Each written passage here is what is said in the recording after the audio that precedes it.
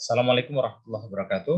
Alhamdulillah, salatu wassalamu ala rasulil karim, nabiyina Muhammadin wa ala alihi wa ashabihi ajma'in. Hari ini kita akan membahas pemikiran politik dari Taqiyuddin An-Nabhani. Ya, yang kita tahu, Taqiyuddin An-Nabhani ini, beliau adalah tokoh penting atau pendiri dari gerakan Hizbut Tahrir, ya, yang bahkan juga di Indonesia sudah dilarang. Jadi, An-Nabhani, beliau lahir tahun 1909. Di awal abad ke-20 di sebuah desa yang bernama Izim, dekat dengan Haifa, ya, yaitu daerah Palestina. Ya. Kalau kita lihat secara suku, dia termasuk dalam suku bangsa An-Naban. Ya. Bapaknya adalah seorang dosen dalam bidang hukum syariah dan ibunya juga adalah seorang ulama. Ya. Jadi seorang ulama Islam. Ya. Jadi bisa kelihatan bahwa An-Nabhani ini berasal dari keluarga yang cinta dengan ilmu. Nah, An-Nabhani kemudian melanjutkan pendidikannya itu dalam bidang hukum syariah di Universitas Al-Azhar, kemudian juga Darul Ulum College, Kairo, tahun 1931, sekitar usia 22 tahun, ya dia lulus dari Universitas Al-Azhar, kemudian kembali ke Palestina. Dan saat itu dia bekerja sebagai guru, ya, sampai kemudian karirnya menanjak, bahkan dia pun menjadi hakim, ya, hakim dalam pengadilan di Palestina. Nah, hanya saja kemudian dalam perkembangannya, ya, dia bekerja sebagai hakim, ternyata kemudian negerinya ini diduduki oleh Israel.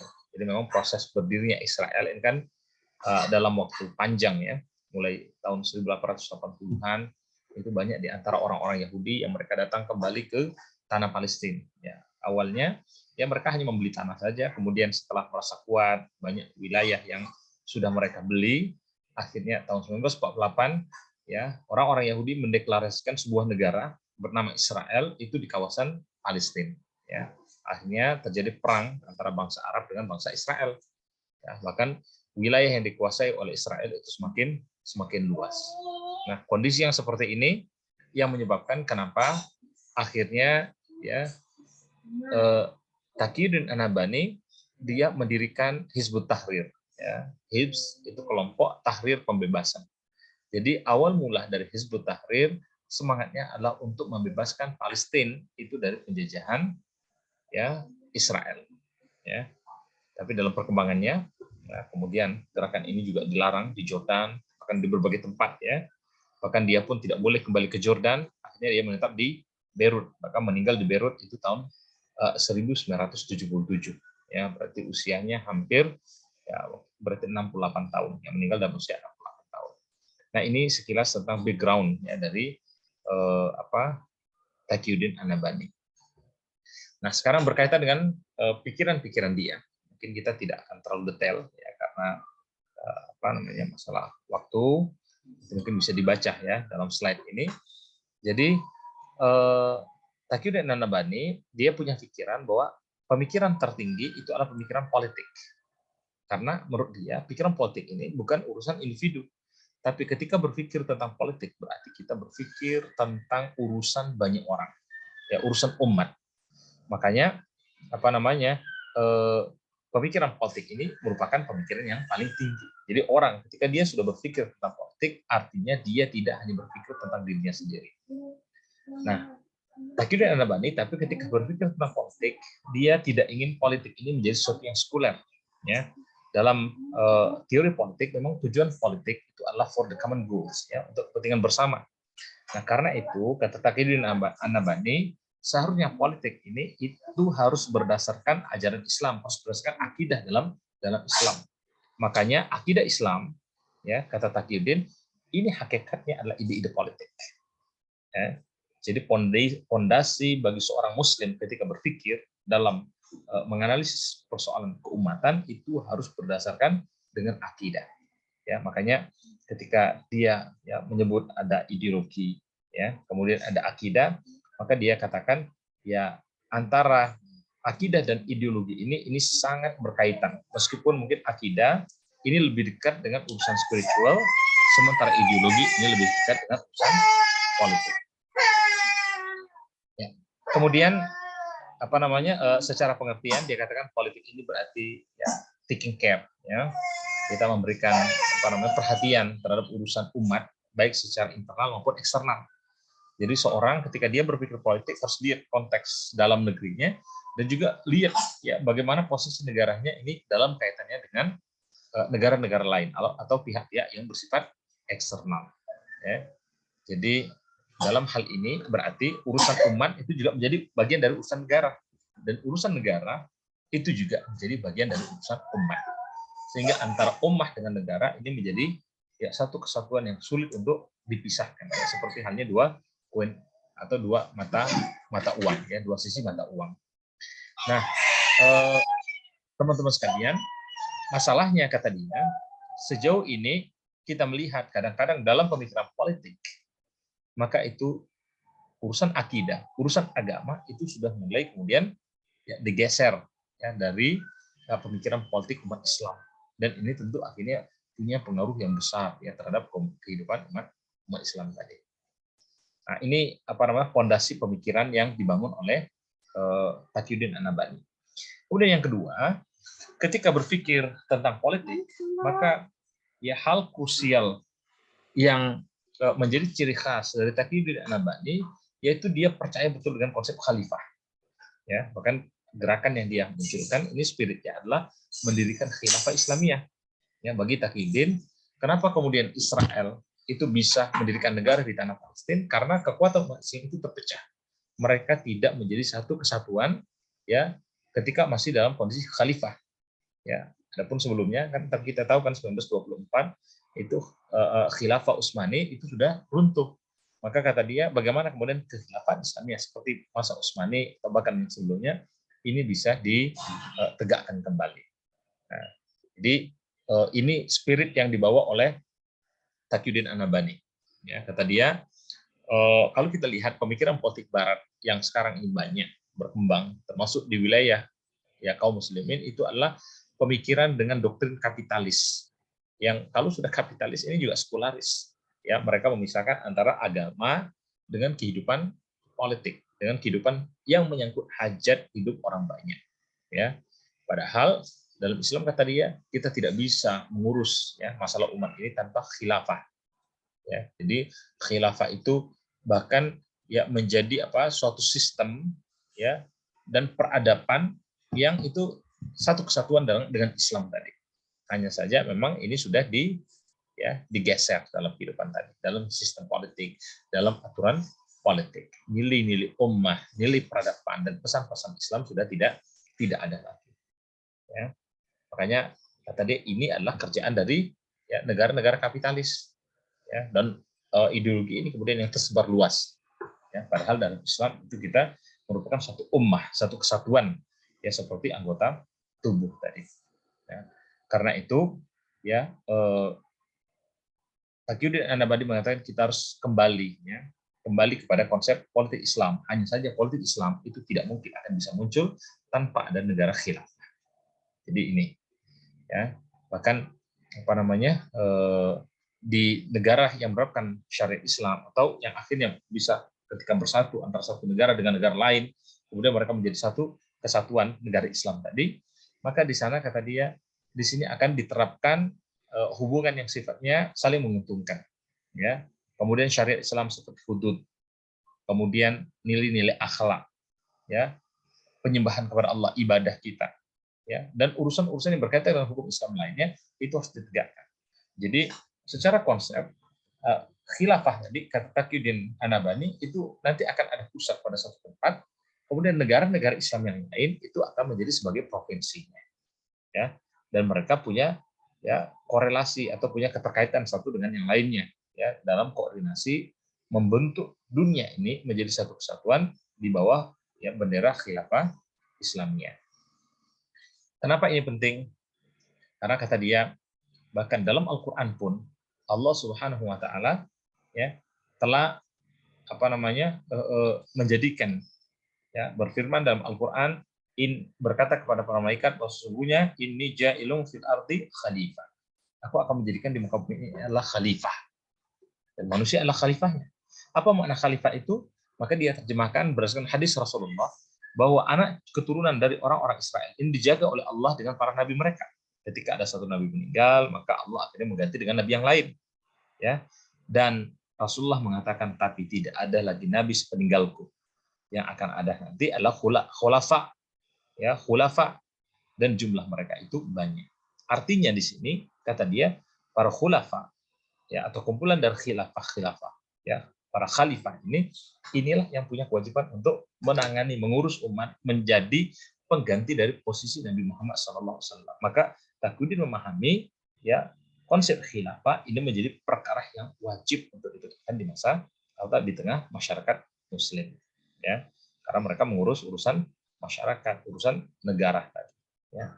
Dan ini juga kata dia terlihat ketika misalnya Rasulullah itu dalam beberapa peperangan, beliau tidak bisa gabung atau ada tugas di Madinah, maka Rasulullah itu menunjuk ada wakil, ya, wakil beliau.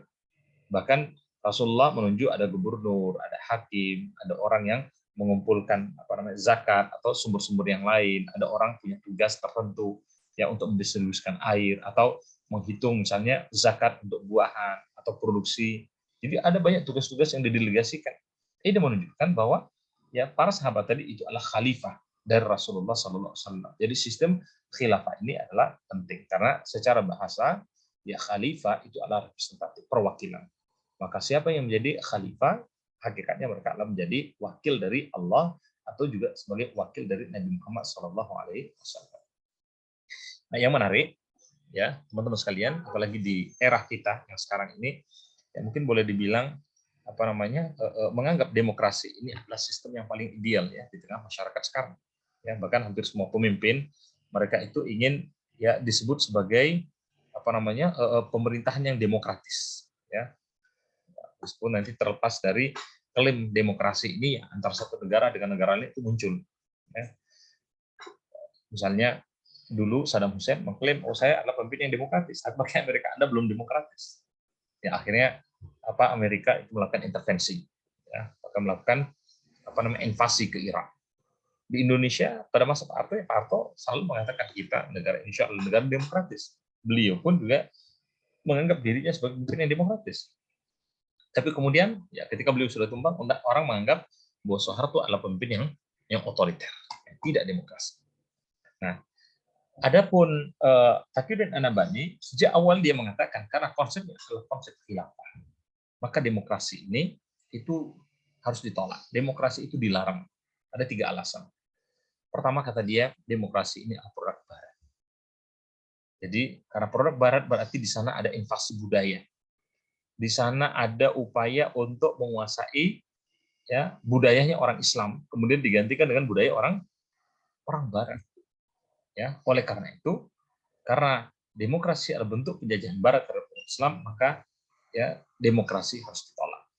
Kemudian alasan kedua, kata dia, demokrasi ini adalah buatan manusia, dan manusialah nanti akan membuat hukum. Padahal Taqiyuddin An-Nabhani percaya bahwa kita ini harus menegakkan hukum Allah. Ya, sistem yang dibuat oleh manusia ini adalah sistem yang kufur, ya, bukan hukum-hukum syariah. Ya, karena itu berarti kita harus melawan sistem demokrasi ini karena dia menjauhkan dari sistem Allah. Kemudian yang ketiga,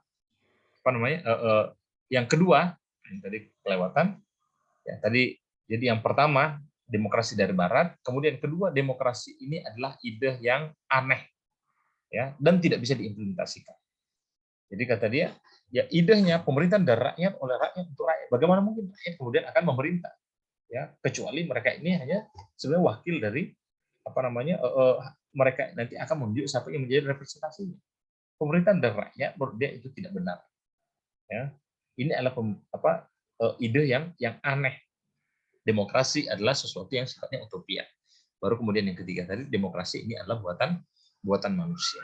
Jadi dengan 3 alasan ini, maka Taqiyuddin An-Nabhani, ya, mengatakan demokrasi harus ditolak. Dan ini juga kemudian yang dipahami oleh mereka yang menjadi aktivis dari gerakan Hizbut Tahrir.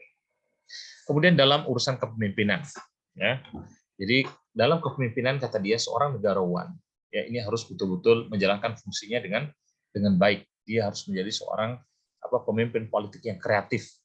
Dia ini harus punya mentalitas untuk memimpin, mampu menangani urusan-urusan publik, urusan negara, menyelesaikan masalah, apakah itu kemudian masalah yang disebut private atau masalah yang berkaitan dengan hubungan publik. Ya, artinya pemimpin harus orang yang cerdas, idenya komprehensif, dan dia mampu menggaransi bahwa semua orang yang terlibat atau yang berada dalam kekuasaan dia ini akan merasakan kebahagiaan atau minimal high value for the best living of people. Dia bisa menilai mana yang paling bernilai ya untuk masyarakat. Makanya kata dia, nah pemimpin ini adalah pemimpin yang harus muncul ya dalam kehidupan kita. Ya, pemimpin yang dia bukan hanya kemudian berada pada ide-ide, tapi betul-betul menghadirkan pemikiran-pemikiran dia. Ya, ide-ide cemerlang dia tadi itu dalam ya urusan actual presence, ya actual presence. Jadi ini yang harus muncul di tengah masyarakat. Dan saya kira sebenarnya sih tidak ada masalah ya dengan ini ya. Cuman kalau misalnya negara tadi sudah menjadi satu kesatuan dunia di bawah konsep khilafah, pertanyaan bagaimana proses memilih pemimpin. Nah, itu yang saya belum temukan dari tulisan yang dibuat oleh Taqiyuddin An-Nabhani. Ya, yang jelas pemimpin ini kata dia adalah pemimpin kemudian yang bisa menegakkan hukum-hukum Islam tadi. Nah, kemudian masalah power, ya masalah power dia juga bicara tentang power. Power ini ya tidak hanya kemudian dipahami dalam arti militer. Nah, saya kira ilmu hubungan internasional atau ilmu politik kontemporer juga itu sudah memahami yang seperti ini juga. Bahwa kemudian power itu bisa bersifat material, bisa bersifat intelektual, atau bisa juga bersifat moral. Ya, jadi power itu maknanya luas, yaitu bagaimana kemudian kita dengan power kita tadi itu bisa memberikan pengaruh terhadap orang lain, atau bahkan bisa memberikan pengaruh dalam proses pengambil kebijakan, atau kebijakan itu bersifat internal atau kebijakan yang bersifat eksternal. Kemudian dia juga bicara tentang common interest, ya kepentingan bersama. Dan ini juga saya kira kan dalam politik juga kita membahas seperti ini ya, bagaimana politik itu tidak kemudian hanya urusan kepentingan pribadi, tapi ini harus memikirkan bagaimana kemudian ya kepentingan bersama. Maka idenya pun itu juga bukan ide pribadi. Nah, tidak mungkin ada satu orang yang bisa memikirkan urusan semua orang. Ya, maka di sini perlu kemudian ada semangat untuk memikirkan baik bagi kebaikan bersama. Disinilah pentingnya ada ideologi atau budaya dalam politik yang kuat. Ya. Nah, secara teori ini tidak ada masalah. Mungkin nanti perdebatannya adalah ketika kemudian Taqiyuddin An-Nabhani mengatakan dalam hal ini maka urusan agama sebagai muslim, misalnya sebagai ummah bagi muslim, nah ini harus betul-betul ya berusaha menjadikan Islam ini sebagai landasan. Sementara ya zaman sekarang kan tidak semua orang kemudian beragama Islam. Ya. Kemudian dia juga mengatakan bahwa kita perlu ada kesadaran politik, ada perjuangan politik. Ya. Perlu ada kita kesadaran melihat bagaimana situasi internasional, peristiwa-peristiwa politik, apakah itu internasional atau lokal. Nah, dalam peristiwa-peristiwa tadi tetap spiritnya adalah spirit untuk menegakkan kalimat la ilaha illallah. Ya, tidak ada Tuhan yang hak disembah kecuali Allah.